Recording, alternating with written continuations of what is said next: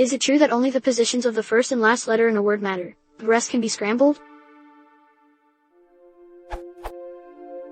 I read this some time ago. OCC dianing to a research at Cambridge University, ideasen ter en water redel tears in a rod are, the only permit tang is tot fris and el sat tears at the rip peakly. The research can be a totems and you can see till riot at booth at porbelm. Ties is pusy we do not riot or veal titter by its left but the rod is a lohe. I'm guessing that the Cambridge research probably doesn't exist, but is it true that we can normally understand a sentence whose letters are scrambled in this way?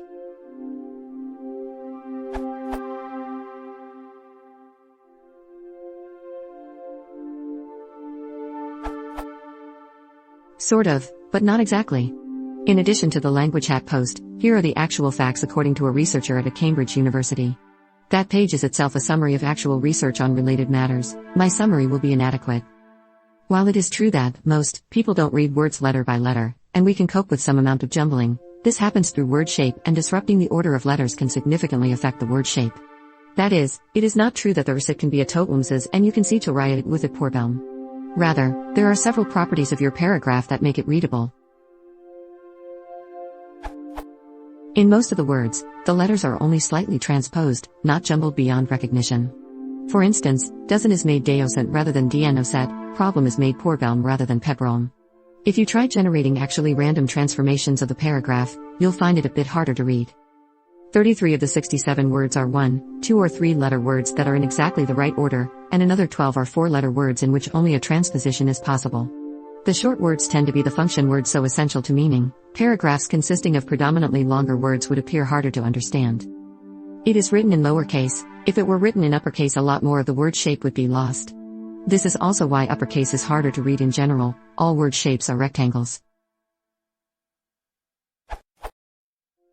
The page considers the sentence the spurs had ponnets and paddles. How would you read this? The Sherpas had pitons and plates. The shapers had points and pleats. The serifs had pintos and petals.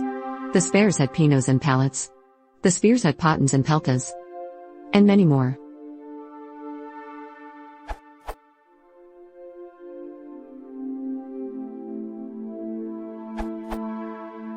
It is generally true, but I can think of some caveats. 1. It won't work well with all uppercase letters, as it is the shapes of the words that are our cues. All uppercase words are essentially rectangles.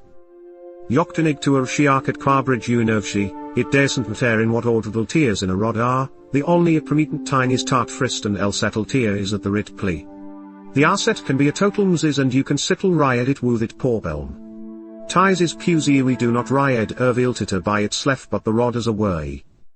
Still doable, especially having already read it once, but not as easy.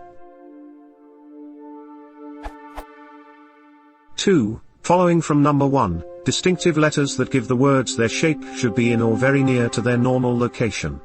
If you notice from the text you posted, most instances of I, T, D, L, P, G, H, etc. appear at or within one character position from normal. The last word, way does not, but instead swaps the tall L and H to give the word the same overall shape.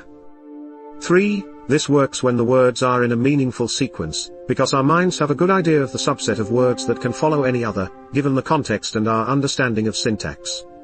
We can further narrow it down by shape, and finally by letter, especially first and last. Out of context, these become anagrams, and suddenly rather more difficult to decipher.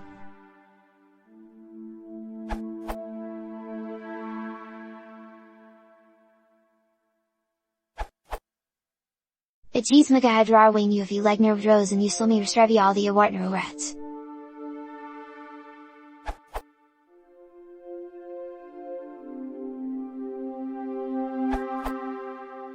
No, it's true.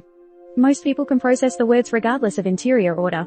I read that paragraph almost as fast as I would normally, as I'm sure most people here did.